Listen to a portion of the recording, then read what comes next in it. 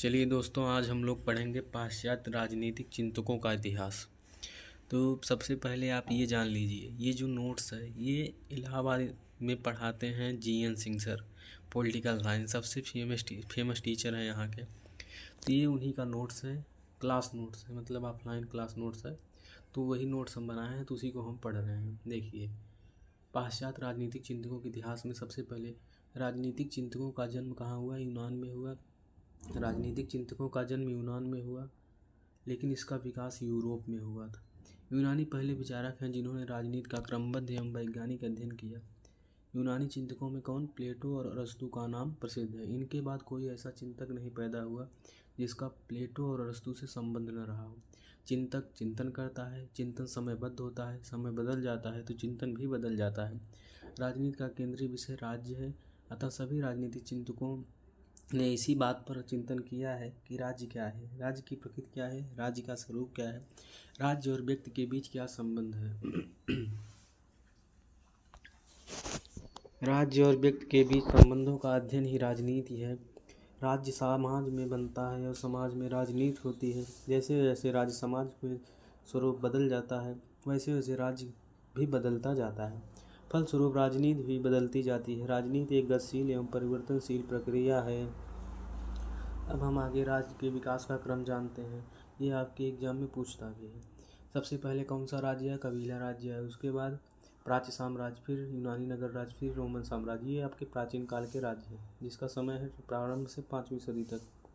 फिर मध्यकाल आता है 6वीं से 15वीं सदी तक, सामंती राज्य। फिर आधुनिक काल 16वीं से आज तक, राष्ट्र राज्य। फिर राज्य के बारे में एक बात हम लोग जान लेते हैं। राज्य दो प्रकार के होते हैं, प्राकृतिक राज्य भी हैं और कृत्रिम राज्य भी हैं। प्राकृतिक राज्य जो है उनके पास असीमित शक्ति है और कृत्रिम राज्य के पास सीमित शक्ति है। जिसको हम बनाते हैं उसको सीमित शक्ति है। तो जहाँ प्राकृतिक राज्य है वहाँ राज्य को साध्य माना गया है, जबकि जहाँ व्यक्ति को साधन माना गया। और सीमित जहाँ कृत्रिम राज्य है वहाँ राज्य को साधन माना गया और व्यक्ति को साध्य माना गया है। राजनीति राज्य में होती है। राज्य के अंदर होने वाली संपूर्ण गतिविधि को राजनीति कहते हैं। अब राजनीतिक चिंतन का विभाजन देख लेते हैं। प्राचीन काल, जैसे प्राचीन काल हुआ ना, तो उसमें पहले कौन सा आया? कबीला राज्य आया, फिर यूनानी नगर राज्य आया, फिर आपका कौन सा आया? कबीला राज्य आया, फिर प्राच्य साम्राज्य आया, फिर यूनानी नगर राज्य आया, फिर रोमन साम्राज्य आया। तो इसी प्रकार से प्राचीन काल पढ़ेंगे। इसका समय जो है प्रारंभ से लेकर 5वीं सदी तक है। इसका जो है सबसे पहले क्या जान लेते हैं, इसका दृष्टिकोण क्या था। प्राचीन काल का दृष्टिकोण आदर्शवादी था और एक आदर्श राज्य की स्थापना करना इनका मुख्य लक्ष्य था। मुख्य लक्ष्य क्या था? आदर्श राज्य की स्थापना करना। प्राचीन काल के चिंतकों ने राज्य और व्यक्ति के बीच सावयवी संबंध माना, अर्थात राज्य साध्य और व्यक्ति साधन है। इसमें प्लेटो और अरस्तु का नाम मुख्य रूप से आता है। किसका नाम आता है? प्लेटो और अरस्तु का नाम आता है। और राज्य और व्यक्ति के बीच कौन सा संबंध है? सावयवी संबंध को मानते हैं। फिर मध्यकाल देखते हैं। मध्यकाल कब से कब तक है? 6वीं से लेकर 15वीं सदी तक। मध्यकाल का दृष्टिकोण क्या था? धार्मिक था। इसका मुख्य लक्ष्य था प्राचीन काल की तरह मध्यकाल में भी सब कुछ राज्य को माना गया। किसको माना गया? राज्य को माना गया।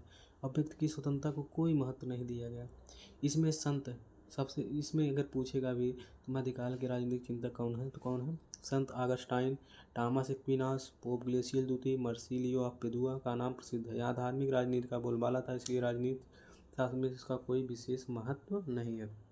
अब हम अगला जान लेते हैं, आधुनिक काल। आधुनिक काल 16वीं सदी से लेकर के आपका कब से कब तक था? 16वीं सदी से लेकर अब तक, अभी तक जो चल रहा है।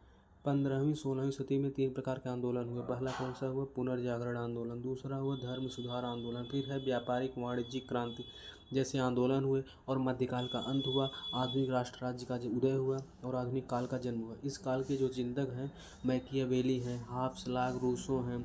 उसके बाद कौन है? जेरेमी बेंथम है, जेम्स स्टुअर्ट मिल है, हीगल है, ग्रीन है, मार्क्स है, आदि का नाम आता है। फिर अगला हम पढ़ेंगे यूनानी नगर राज्य। यूनानी नगर राज्य में सबसे पहले प्लेटो और अरस्तु इस यूनानी नगर राज्य के महान चिंतक थे। कौन? प्लेटो और अरस्तु। यूनानी नगर राज्य छोटे छोटे भागों में बंटा था, जिसमें स्पार्टा और एथेंस 2 महत्वपूर्ण नगर राज्य थे। स्पार्टा में सैनिक शासन था और एथेंस में प्रत्यक्ष लोकतंत्र था। सुकरात, प्लेटो और अरस्तु का संबंध इसी एथेंस से था। ये नगर राज्य चारों तरफ से समुद्र से घिरे हुए थे, अतः सुरक्षा को लेकर कोई चिंता नहीं थी, इसलिए यहाँ स्वतंत्र चिंतन पैदा हुआ। यहाँ की अर्थव्यवस्था का आधार कृषि था और ये लोग आत्मनिर्भर थे। ये एक आपका क्वेश्चन यूपीपीसीएस में पूछा था। यूनानी चिंतकों ने राज्य को साध्य माना है। यूनानी चिंतकों ने राज्य को क्या माना है? साध्य माना है। यूनानी चिंतकों का दृष्टिकोण आदर्शवादी था। एक आदर्श राज्य की स्थापना यूनानी चिंतकों का मुख्य लक्ष्य था। यूनानी चिंतकों ने राज्य और व्यक्ति के बीच सावयवी संबंध माना है। इसके आगे कल हम लोग प्लेटो के पूर्व के चिंतक को पढ़ेंगे।